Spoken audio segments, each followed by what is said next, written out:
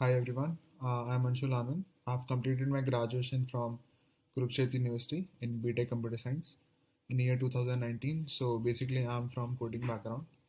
And before joining AttainU, I was working with HCL Technologies as a network analyst, but was not seeing any positive development in that domain. So I wanted to switch my career in web development. Then I heard about AttainU through Instagram and decided to join it. I immediately contacted AttainU and got to know about their policy where we have to pay the course fee after we get placed. So I found it risk free and only the registration fees was taken initially as a security token.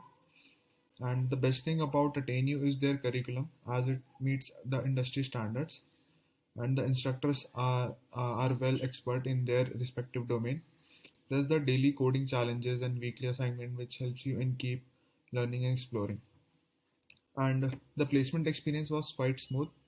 Placement team helps in every possible way from lining up your interviews to providing resources for cracking the interviews. And my advice to student will be keep practicing, always focus more on fundamentals and build as much project as you can because that will improve your practical understanding more. Thank you.